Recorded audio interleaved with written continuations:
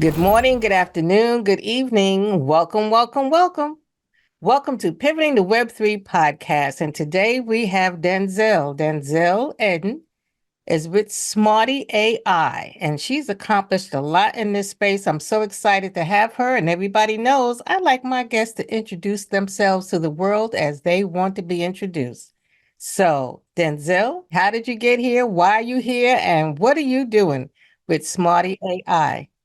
Thank you so much for having me. Again, my name is Denzil. I started coding at a very young age. I was 8 years old. I got introduced to Logo while I was at school, and I fell in love with programming. I grew up in San Jose, California, in the heart of the Silicon Valley Bay Area. I took that passion for computer science with me to MIT, where I did a bachelor's and master's in computer science. My master's had a theoretical focus in AI, but I did this practical project for my thesis in human computer interactions, where I pretty much built Slack for classrooms. I kind of wish I had stuck with it, but I was very anti becoming a founder right out of college. So instead, I went to big tech. I started as a PM at Microsoft PowerPoint. Then I switched to being a software engineer at Yammer because I really missed coding and building things from scratch. I liked being in tech. I liked being at big tech, but I wanted to see what else the world had in store for me. So I decided to go get my MBA at Harvard Business School. While I was there, I tried out a lot of different careers and realized that I just love building things. I love coding. I love the AI space. And that's really where the idea for Smarty hit me. I took some time trying to raise money, trying to figure out like how to get started. I'm a first-time founder. I'm also a solo founder. So it took me a little bit to get going, but I'm now working on Smarty, which is trying to be your AI productivity assistant. We have natural language commands to help automate everything you do administrative at work. And we're trying to help you use AI to plan your best day every day. Okay, good. But I was wondering if you was going to pause because you were rolling. I was like, let me just not stop her. She is definitely on a roll, and that was a lot. So we're going to slow it down just a little bit for folks like me. Definitely. Sorry, I Because talk fast. I'm working on it. I used to talk fast. I stopped working on it. Yeah, I just automatically started slowing down.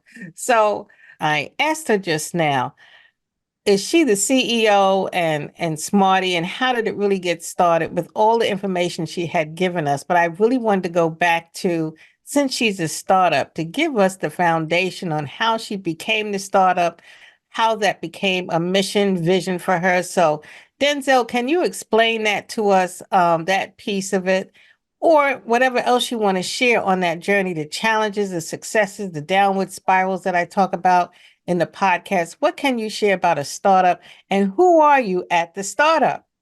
Amazing. Yeah. So I'm a solo technical female founder. So I'm actually the CEO, the CTO, the CMO, the COO, the CPO. So I do the marketing, I do customer success, user research, product, the actual building of the product, and all the technical stuff, and also pitching to investors and trying to find new partnerships for Smarty. So it is a lot. I think that's just part of being a startup founder. You wear every hat, you try everything, you try to be good at everything until you can bring in an expert who is great at what you're trying to do. So right now, my focus is really around user research and making our product as amazing as possible. And it's also on marketing, which is not my expertise at all. As I said, I am a computer science major. I've never really done marketing before. And so now I'm trying to like learn everything about storytelling and pitching. Smarty has been a long journey. I started thinking about the idea when I was in business school, really trying to solve this problem for myself. I was feeling overwhelmed in my life. I had to book flights back home to go home for Thanksgiving. I was trying to figure out job interviews. I was trying to balance all of my professional course load and workload. And on top of that, I was doing so much in my personal life as well in terms of clubs that I was working with or collaborating with. And it was just so overwhelming. And I knew instantly technology can do this better than I can. Technology can handle all of the things I don't want to deal with so that I can focus on just the interviews, just the work, just the travel, just my family and friends. That is what technology is so amazing at. When it is done right, it feels magical. And I knew that I could build that for myself. So that's how I started. I started building Smarty as a chatbot that I would talk to.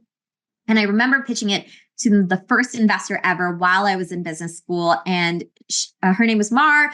It was our first investor pair, Pair Ventures out in California. And I remember the first time I pitched to her, she was very taken with me, but wasn't taken with the idea, and gave me a lot of really concrete, great feedback. And I stayed in touch with her. I was persistent. And I think for all the aspiring founders out there, you just have to keep going. If you're passionate about something, you have to take all the feedback you get, grow a tough skin, and just keep iterating, keep moving forward. I pitched to her many times, and eventually a year and a half later, she was willing to take a chance on me. I joined an accelerator through Pair Ventures, and that is really what kicked off my Smarty journey. So for everyone out there who's entrepreneurial, it is really a journey of resilience and persistence and curiosity, always this willingness to learn and be better.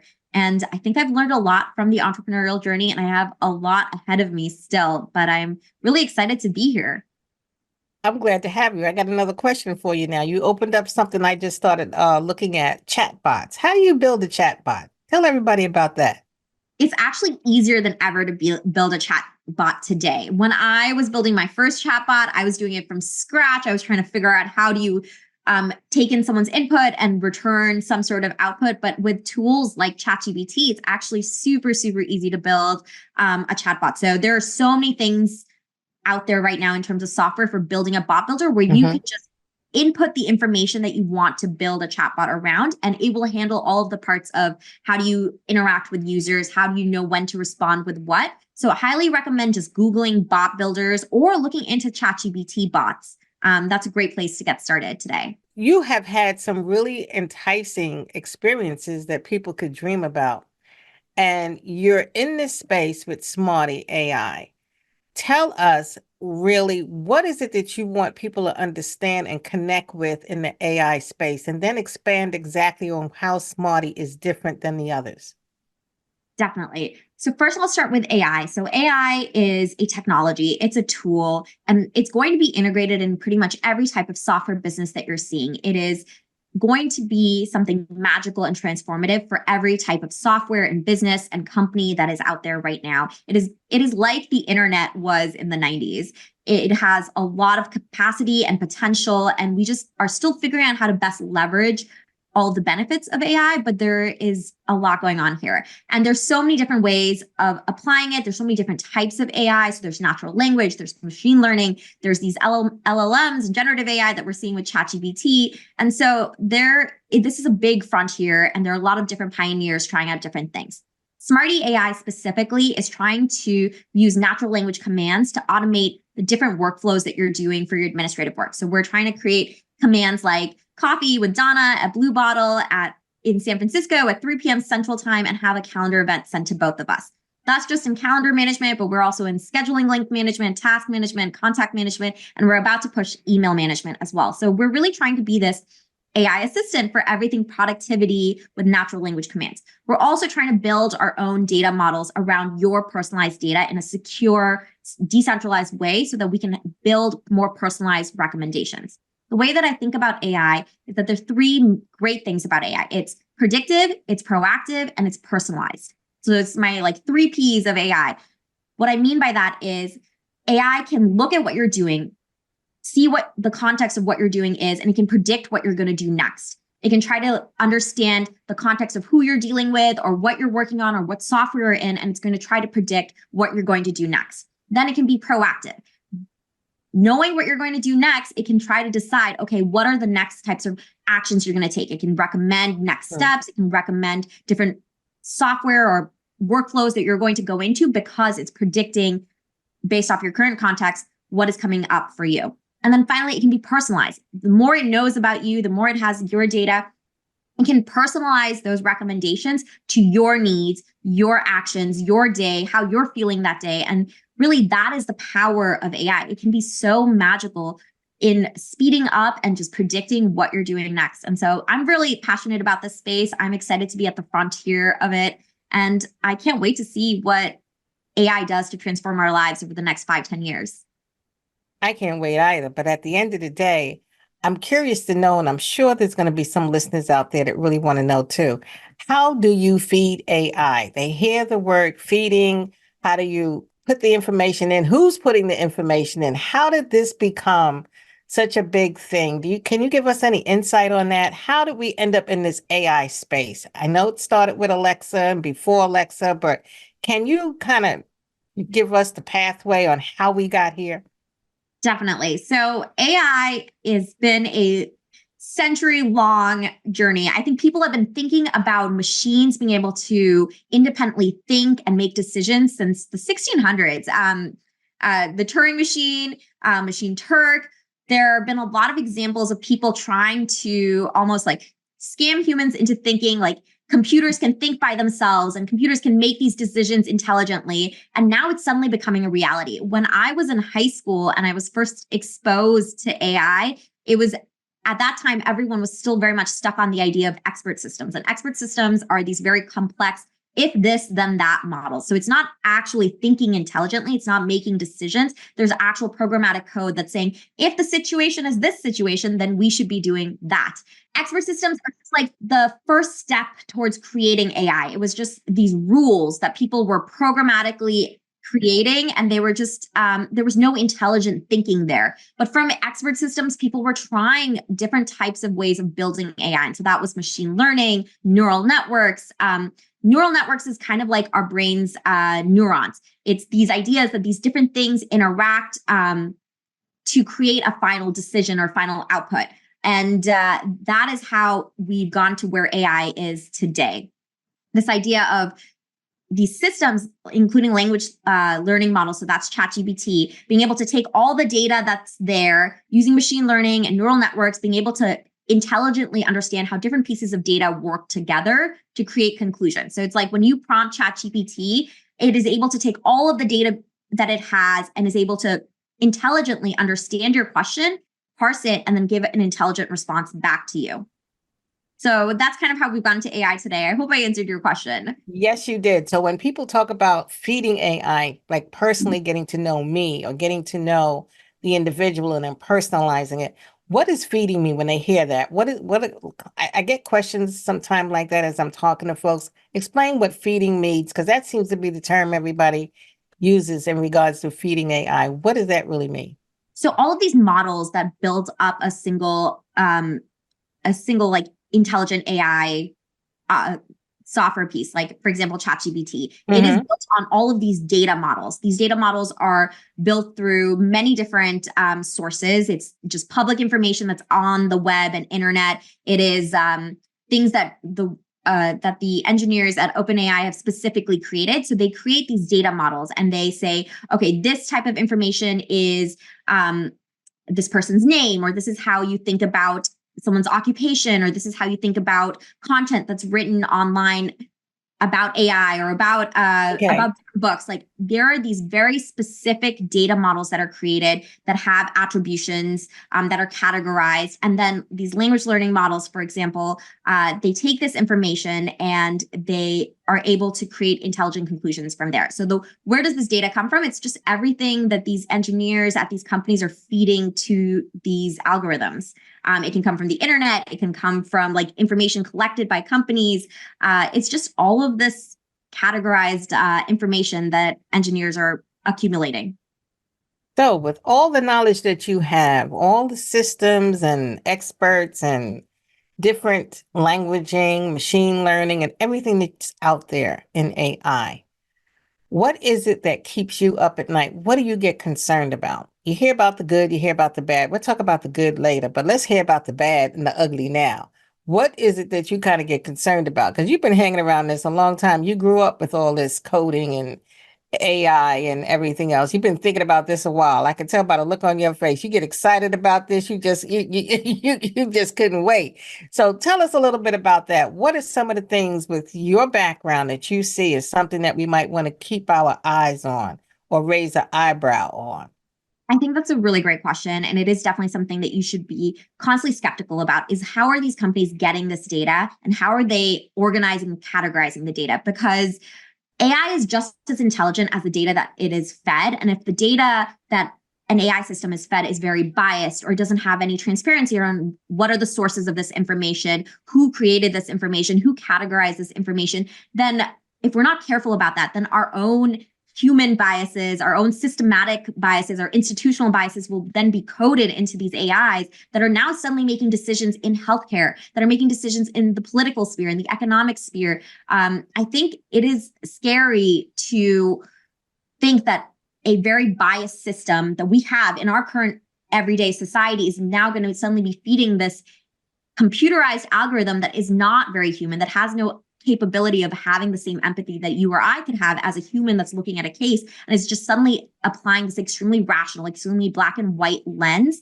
that was built up by someone else's data biases. And so I think what you're really going to be seeing over the next couple of years is that more and more companies are going to become transparent about how they built their AI systems. Where did they get their data? Who categorized that data? And I think the need for these companies to be more transparent about where this information came from is very, very important. And I think that's really where AI is going to tie into Web3. Web3 is all about being decentralized, being able to create these very unbiased data sets, these very open data sets. And I think that's something that Web3 can really help AI improve its model training.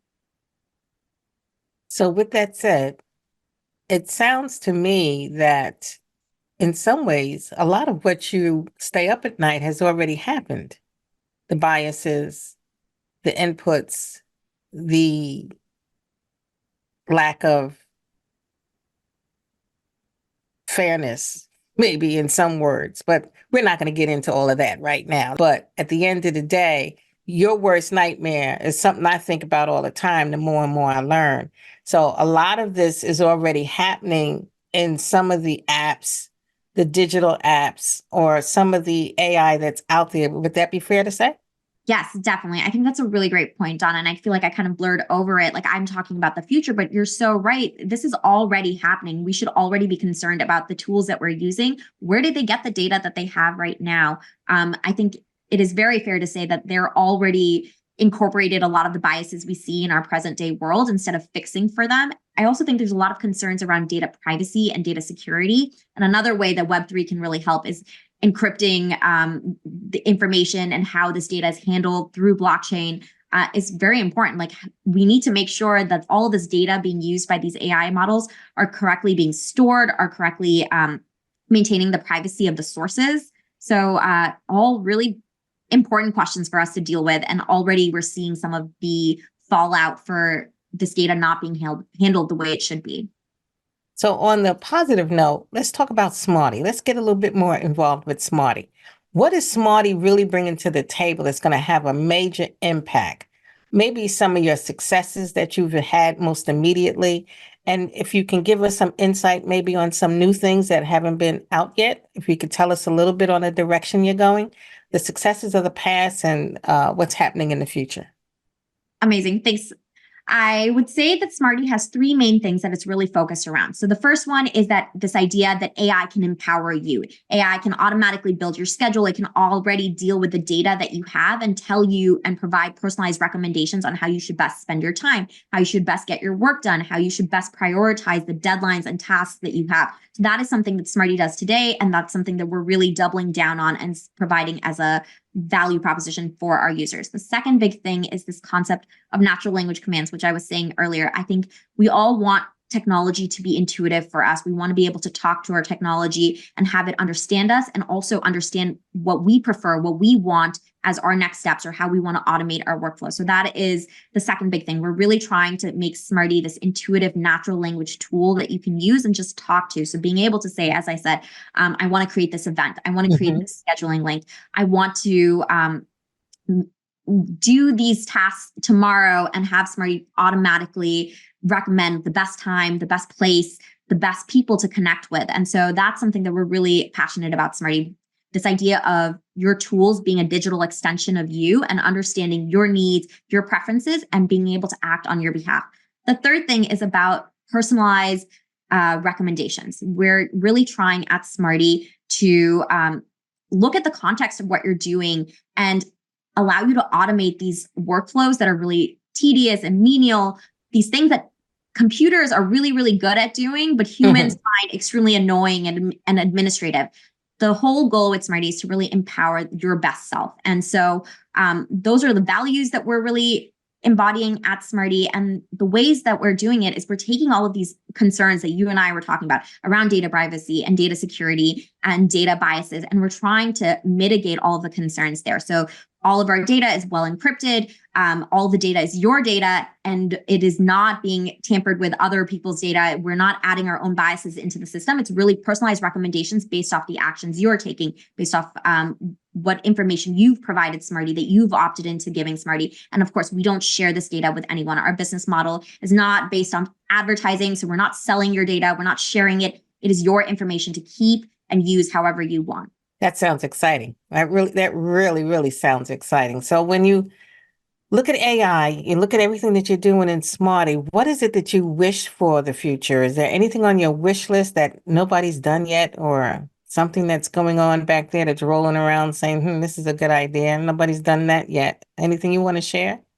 Well, my vision with Smarty is really this idea that you have like a single interface with which you're interacting with everything online. So everything online today, every online service has an API. They all have this language in order to be able to communicate with other software. But the problem is your calendar doesn't talk to your email, your travel booking doesn't talk to your TSA information. All of this information is out there. This data is out there. APIs exist already to help connect them, but no one piece of software is working to automate how all of these different online services talk to each other. And so my vision with Smarty is to create this one interface where I can say something like, I need flights for me and Donna for April 18th at 3 p.m. to Miami, and just have a flight booked. And that is what we're trying to do with Smarty, is just create this one interface that interacts with all of these different online services and automates how they work together. So I definitely think that is the future of the internet. And I'm really excited to be working on it through Smarty. But even if I couldn't work on it through Smarty, then I would love to find another company that's working on that same vision and go work for them. Wow, that sounds exciting. I hope I'm a part of that going forward. I think it'll happen in the next 5-10 years. Well, okay. I'm not the springest chicken in around, but okay. I'll hope for it. Get a few more decades out of me. So when you think about the industries and sectors, do you see Smarty working in some sectors a little bit better than others, or it sounds like it's going to be everywhere? Well, that's the thing with a startup. You obviously have a large vision. You can solve a lot of problems, ideally, in the long term. But in the short term, you really have to focus on a specific vertical, a specific niche. And so with Smarty today, we're really in the industry of future of work tools. So there are a lot of great future of work tools out there. I used to work at Microsoft PowerPoint, which is part of Office 365. And that's really the space we're in. We're creating tools for people at work, trying to create a balance between their professional and personal lives, and being more efficient, not only just in how they work, but also in how they live. And so that's really the vertical that we're focused on right now. So let me ask you something else about Smarty and Web3. So are there any projects that you're looking at right now in that blockchain space? When we talked about security, we've got Web 1 where it's read, Web 2 was read and write, and then Web 3, read, write, trust, and verify.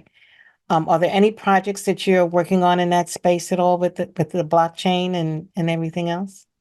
So one of the biggest priorities at Smarty is data privacy and security. And I think Web3 technologies like blockchain provide more secure and private ways of handling data, which is crucial for AI systems, as we were just talking about.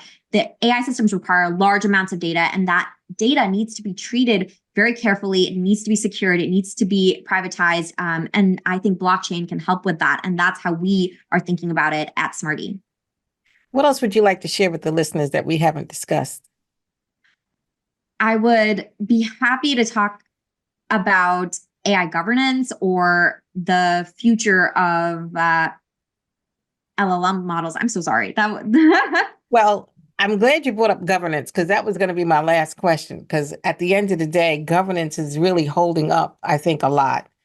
And some things are moving forward. But where do you see governance going based on the insights that you have with AI and all the other dynamics that are taking place politically and just morals, ethics? How does all of this tie together, and how do you think we'll go forward? I think everyone's waiting on the governance piece, really. You can't do anything without the governance, because nobody knows how far to go. Right now, it seems like it's the wild, wild west. I think that's a really great question. And it's definitely top of mind for a lot of big thinkers in the space. I recently watched a Washington Post webinar with General Catalyst partner Himat Taneja around the future of AI and the governance of AI. And really my big takeaway from that is we need to have tech companies partake in responsible innovation. Like companies need to be thinking about this from the forefront in how to use the technology and what is the implications of that technology. And government needs to be flexible. Instead of creating strict regulations around it, we need to be government needs to be working with these tech companies to figure out what is the best way forward. We need a collaborative relationship. And then when you look at the global scale, every country is working on improving their AI technologies. The US is definitely leading on this right now. And that's obviously from my very US perspective. But if we want to keep our advantages, our technologically advantages here, we need to be putting money and investment in Silicon Valley, into venture capital, into these companies that are trying to do innovative things in the AI space. And then the last thing I would say is Web3 is offering new models for governing AI. These decentralized voting systems, blockchain, it is all helping us create data privacy, data security, and that is really, really important as we try to understand how AI can be used and create community-driven impact. You are full of a lot of chock full of information. I swear there's so much there that I would really want to delve into, going forward. We're going to have you back. But as we close, because I want to be respectful of everyone's time, when you look at AI globally, where do you see do you see a gap anywhere that needs to be filled from the global stage or even in the United States? I don't know if that's a fair question, but from what you viewed, do you see where there's a space and place where it could be utilized more or more innovation? Or I think I have two thoughts on this. So the first thought is that AI is a very powerful tool. Every problem that we're seeing right now in the United States, like the teacher shortage or healthcare shortage, AI can help solve those problems because it's providing tools to empower nurses or doctors or teachers in order for them to be able to do more with the limited time that they have. And so I think AI is a magical solution that can help a lot of areas where we're seeing shortages or problems and create a net positive outcome. My biggest concern at a global level with AI is that we're taking on a very competitive approach. It's one country versus the other country's AI pioneering abilities. And I think really we should be working as a global collaborative think tank on how can we use AI to help all humans everywhere in the world instead of taking this very nationalistic view. So I think that is my biggest concern. And I definitely think there are organizations and think tanks working on trying to create a more collaborative global view on AI. But I think that's where some of my fears lie. Well, we align in that space because that was some of my concern as I started learning more about blockchain and the differences in, decentralized organizations, the unprivileged, the underserved, and where we could, transfer value in ecosystems that are non-existent at this point that would help the populations in other parts of the world be able to have their own economies and grow, even if it's just with identity and having banking. And I'm just curious from the AI standpoint, are we doing what we can from a globalization standpoint and from a global standpoint, but everything is getting so native?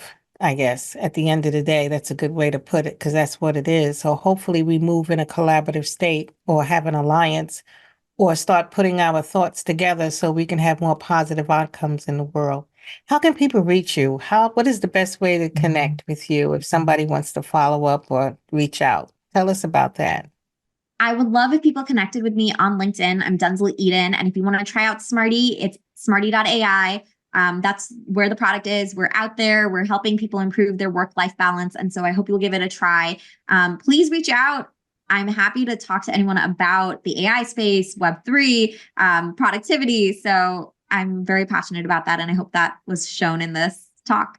Yes, it was. A lot of passion is here. Lots of passion. And I'm glad to have Denzil. I really appreciate your time, consideration, your insight, and your journey. So thank you for coming on Pivoting to Web3 podcast. And everyone else, talk to you soon.